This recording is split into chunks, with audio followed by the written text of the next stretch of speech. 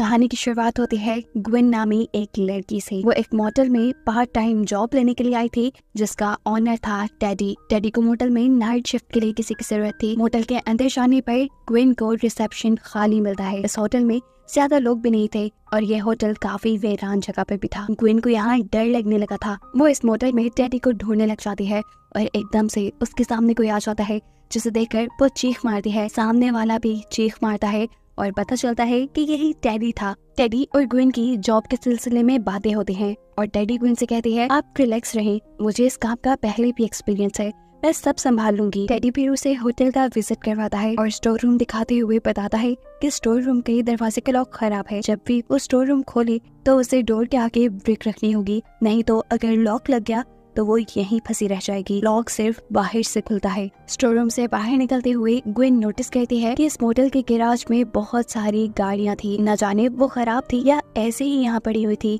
उसको सोच आई कि हो सकता है यहाँ कोई हादसा भी हुआ हो या ये जगह ही हॉन्टेड हो। इस मोटल के अंदर एक पूल भी था जिसकी हालत अब बहुत ज्यादा खराब थी। डैडी बताता है कि पिछले साल इस पूल के अंदर एक बहुत बड़ा सा गड्ढा हो गया। उसे ठीक करने की बहुत कोशिश भी की गई, लेकिन वो भरा ही नहीं गया। इसी वजह से अब तक पूल बंद है। होटल का विजिट करवाने के बाद डैडी ग्विन से कहता है, अच्छा ठीक है, मुझे कोई काम है, मैं चलता हूँ। अगर तुम्हें भूख लगे तो ये लो मेन्यू, पास में ही एक होटल है, तुम वहाँ से खाना मंगवा लेना। ग्विन जाते हुए इससे कहती है, अरे मुझे कोई हथियार तो दे जाओ। डैडी हैरानी से पीछे मुड़कर दिखता है और पूछता है, तुम्हें हथियार की क्या जरूरत? अगर तुम समझ रही हो कि ये होटल हॉन्टेड है या ऐसा कुछ, तो मैं बता दूं, यहाँ ऐसा कुछ भी नहीं है। मैं काफी सालों से मोटल चला रहा हूँ। तब ग्विन उसे कहती है, अरे मैं एक अकेली लड़की हूँ, मेरे साथ कुछ भी हो सकता है, यहाँ मेरे पास एक हथियार होना चाहिए। जवाब में डैडी कहता है, तुम पुलिस को कॉल कर सकती हो। पर ग्विन इस चीज पे बसी थी, नहीं मुझे एक वेपन ही चाहिए, क्योंकि पुलिस को यहाँ आने में 30 मिनट से ज्यादा का टाइम लग जाता है। थक हार कर डैडी कहता है, अच्छा ठीक है भाई, पीछे चाकू और कुल्हाड़ी पड़ी है, अगर तुम्हारे साथ ऐसा कुछ भी हो गया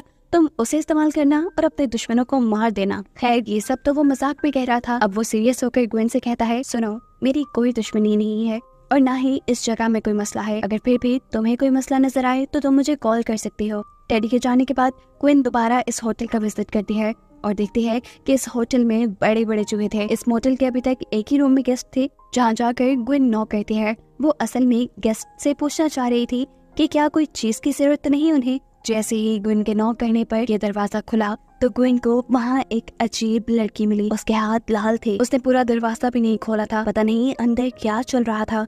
ग्विन जब उसे किसी चीज के बारे में पूछती है तो वो नाम सर हिलाते हुए दरवाजा बंद कर देती है। इसके बाद ग्विन एक कमरे की सफाई करने के लिए जाती है। वहाँ की विंडो से उसने देखा कि इस मोटल के बाहर एक कार है। ऐसा लग रहा था कि कार में बैठा हुआ जो भी इंसान है वो ग्विन पे ही नजर रखे हुए था। खैर वो इस चीज को इग्नोर करते हुए रिसेप्शन पे वापस आ जाती है। उसे अब भूख लगी थी, इसीलिए उसने खाना ऑर्डर किया और तभी अचानक उसे रूम 13 से कॉल आई। रूम 13 में तो कोई था भी नहीं। डरते हुए जब ग्विन ने कॉल रिसीव की तो पीछे से एक औरत के हंसने की आवाज सुनाई दी। ग्विन बुरी तरह डर गई और उसने फोन रख दिया। ग्विन जानना चाहती थी कि रूम 13 में आखिर था कौन। डरते हुए वो एक चाकू के रूम 13 के बाहर पहुंच गई। अंदर जाने पे हमें नजर तो कोई नहीं आया, लेकिन ग्विन को ऐसा महसूस हो रहा था कि जैसे कोई उसका पीछा कर रहा है। डरते हुए वो वहाँ एक फोन उठाती है और अचानक उसके पीछे कोई साया आ जाता है। वो साया वो भूत अपनी असल शक्ल दिखाते हुए ग्विन के कान में कहता है, इट्स फॉर यू। अपने कान में ये आवाज़ें सुनकर ग्विन बुरी तरह घबरा गई। उसके हाथ पांव फूल गए और एक ही सेकंड में वो उल्टे कदमों कमरे से बाहर निकल आई। यहाँ रूम 6 वाली लड़की, जिसका नाम एलिस था, वो ग्विन को देख चुकी थी। उसे घबराया हुआ महसूस करके वो उसे पूछती है, तुम ठीक तो हो? कुछ ना समझते हुए ग्विन बस हाँ में ही सर हिला पाती है। हमें पता चला कि एलिस एक अच्छी लड़की थी और हमने जो इससे पहले उसके हाथ लाल देखे थे वो खून से लाल नहीं थे, बल्कि वो तो अपने बाल ड्राई कर रही थी। अभी भी उसके रूम का हेयर ड्रायर खराब हो गया था। वो तो बस उसे एक्सचेंज करवाने के लिए ग्विन के पास आई थी। ग्विन उसे लेकर स्टोर रूम में चली जाती है और वहाँ जाके वही गलती कर देती है जो उसे नहीं करनी थी। उसने डोर के सामने ब्रिक नहीं रखी और ऐसे डोर लॉक हो गया। ग्विन और एलिस दोनों ही घबरा गई। ग्विन ने उसे बताया कि अब तो ये सुबह ही खुल पाएगा क्योंकि डैडी सुबह को आएगा। अचानक एलिस को फील होता है कि उसके कंधे पे किसी ने हाथ रखा। देखने पे पता चलता है कि वो तो एक बड़ा सा चूहा था और ये चीज महसूस करने पे एलिस और भी ज्यादा घबरा कर चीख मारती है। उसे जो से घिन आ रही थी वो ग्विन से कहती है, तुम कितनी केयरलेस हो, तुम इतना सा भी ध्यान नहीं रख सकते, मेरा फोन भी रूम में है, अब पता नहीं हम क्या करेंगे। अचानक ही स्टोर रूम के बाहर एक आदमी आ जाता है। ग्विन इस लड़के को देखकर घबरा गई। उसे लगा शायद कि वही लड़का है जो बाहर कार में उसके ऊपर नजर रखे हुए था, लेकिन यहाँ रिवील हुआ कि असल में वो तो एक डिलीवरी मैन था जो ग्विन का ही ऑर्डर किया हुआ फूड लेके आया था। इनकी किस्मत अच्छी थी, इसलिए वो वक्त पे पहुंच गया और उसने आकर बाहर से दरवाजा खोल दिया। जिसके बाद इन दोनों लड़कियों ने सुकून का सांस लिया। ये दोनों मिलकर खाना खाते हैं और एक दूसरे से बातें करते हैं, जहाँ एलिस अपनी कहानी सुनाते हुए ग्विन से कहती है कि उसका और उसकी मॉम का झगड़ा हो गया था, इसीलिए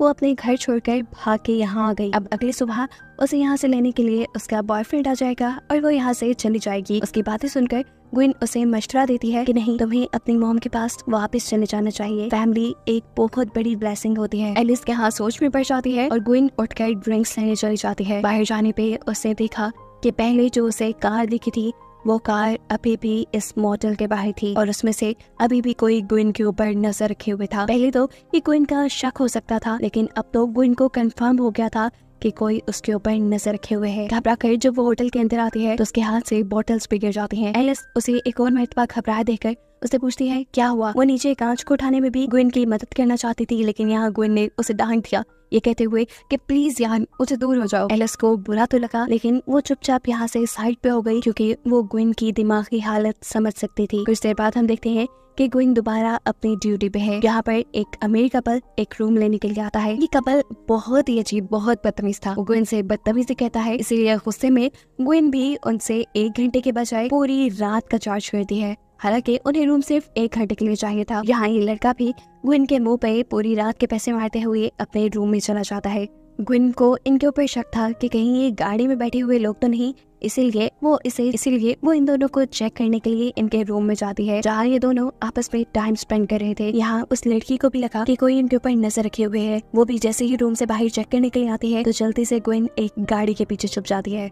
उस औरत के वापस रूम में जाने पर ग्विन वहाँ से चली जाती है। वो पूल के करीब से जब गुजरी तो उसे लगा कि पूल के अंदर कोई चीज हिल रही है। जैसे ही वो उसे देखने के लिए करीब जाती है तो एकदम से पुल का स्टैंड टूटकर वो पुल के अंदर गिर जाती है। उसके पुल के अंदर गिरते ही पुल के गड्ढे में से एक औरत बाहर निकलती है, जो ग्विन को पकड़कर इस गड्ढे के अंदर खींचने लगी। ये औरत तो नहीं थी, एक भूत ही था, जिसे देखकर ग्विन भी जोर जोर से चिल्लाने लगी। उसके चिल्लाने की आवाज़ें एलिस ने भी सुन ली और वो उसकी मदद के लिए आई। जैसे तैसे एलिस ने उसे इस पुल से बाहर निकाल लिया और इसके बाद पूछा, तुमने पुल में क्या देखा। ग्विन को लगा कि अगर वो सच बता देगी तो एलिस उसे पागल समझेगी, इसीलिए वो एलिस से कहती है, कुछ नहीं, बस मैं वैसे ही पुल में स्लिप हो गई थी। एलिस और ग्विन दोनों रूम में आ जाते हैं और एलिस ग्विन से एक और मरतबा पूछती है, बताओ ना तुमने पुल में क्या देखा था, क्या तुम्हें नहीं पता कि ये जगह हॉन्टेड है। उसकी ये बात सुनकर ग्विन के तो चेहरे के तोते ही उड़ गए, क्योंकि उसे इस जगह की हकीकत नहीं पता थी। एलिस ग्विन से कहती है, हाँ, इस जगह के बारे में बहुत सी कहानियां मशहूर हैं, इसीलिए तो मैं यहाँ आई, क्योंकि मुझे पता है कि कोई मुझे ढूंढते हुए यहाँ तक नहीं आएगा।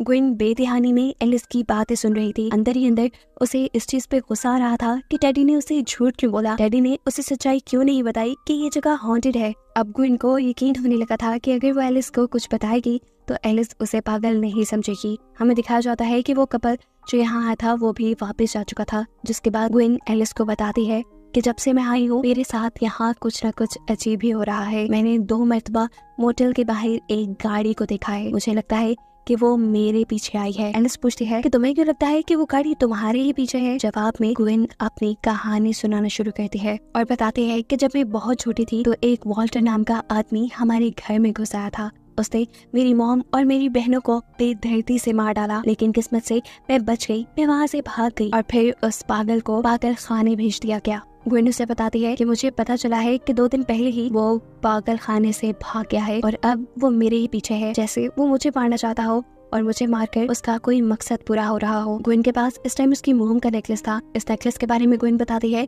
कि जिस दिन मेरी मोम की डेथ हुई ये नेकलेस भी उन्हीं के साथ गायब हो गया और अब 2 दिन पहले मुझे मेल बॉक्स में ही मिला है। मुझे लगता है कि ये नेकलेस वो किलर ही ले गया था और अब उस नेकलेस का मेल बॉक्स में भेजना मेरे लिए वार्निंग साइन है। एलिस को उसकी कहानी सुनकर बहुत ज्यादा बुरा लगता है और साथ ही साथ खौफ भी आता है। वो ग्विन से कहती है तुम्हें फौरन इस चीज के बारे में पुलिस को बता देना चाहिए, लेकिन ग्विन कहती है नहीं, मैं ऐसा नहीं कर सकती क्योंकि इस गाड़ी पर तो मेरा सिर्फ शक है, मुझे यकीन नहीं, शक की बुनियाद पे मैं पुलिस को कुछ भी नहीं बता पाऊंगी। लेकिन अब ग्विन ने फैसला कर लिया था कि वो यहाँ से चली जाएगी। जाने से पहले वो एलिस से कहती है तुम अपना दरवाजा अच्छे से बंद कर लेना और सुबह होते ही यहाँ से चली जाना। तब एलिस कहती है हाँ मैं चली जाऊंगी, मैंने तुम्हारी बातों के बारे में सोचा और मुझे एहसास हो गया कि मेरी मॉम मुझे बहुत प्यार करती हैं। मैं सुबह होते ही उनके पास लौट जाऊंगी और उनसे माफी भी मांग लूंगी। इससे पहले कि ग्विन यहाँ से निकल जाती, वो रिसेप्शन के पास जाती है अपनी चीजें लेने के लिए, जहाँ उसे सीसीटीवी के अंदर बाहर किसी का भूत नजर आता है। एकदम से वही भूत उसके पीछे भी आ गया और ये देखकर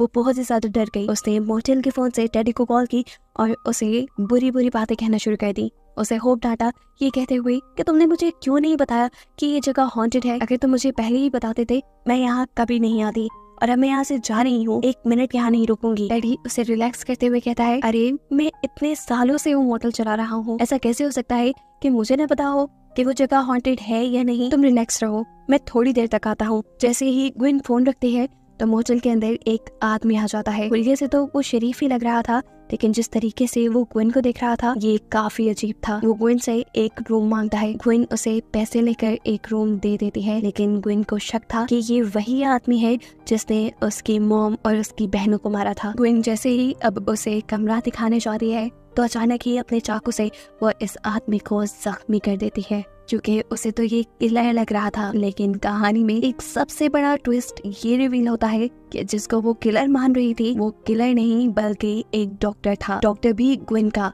वो कोई किलर नहीं था बल्कि किलर असल में ग्विन ही थी। यानी हकीकत ये है कि ग्विन एक पागल थी, एक साइको थी और उसे मेंटल हॉस्पिटल में रखा गया था। 2 दिन पहले ग्विन ही वहाँ से भाग निकली थी और सालों पहले जो उसकी मॉम और उसकी बहनों का मर्डर हुआ था वो भी ग्विन ने खुद ही किया। लेकिन वो इस चीज को कभी मानती नहीं थी, वो सिर्फ उसी कहानी को मानती थी जो उसने दिमाग में बनाई हुई थी। यहाँ जो उसे भूत बार बार नजर आ रहे थे वो भी सिर्फ उसके इल्यूजन्स थे। ये जगह सच में हॉन्टेड नहीं थी। ये डॉक्टर जो यहाँ आए थे वो ग्विन को पकड़ने के लिए ही आए थे, क्योंकि वो जानते थे कि ग्विन कितनी खतरनाक है। इस टाइम डॉक्टर के साथ 2 नर्स भी थे, जिन नर्स को भी ग्विन बेदर्दी से मार देती है। एलिस को भी जब हलचल की आवाज महसूस हुई तो वो भी अपने कमरे से बाहर निकल आई, क्योंकि उसे पता था कि ग्विन के ऊपर कोई हमला करने आने वाला है। वो ग्विन की जान बचाने के लिए जैसे ही दूसरे कमरे में आती है तो दिखती है कि वहाँ ग्विन के बजाय किसी और की लाश है। ये डॉक्टर की लाश थी जिसकी जुबान को भी काट कर नीचे फेंक दिया गया था और ये काम ग्विन ने किया था। ग्विन अब होश में नहीं थी।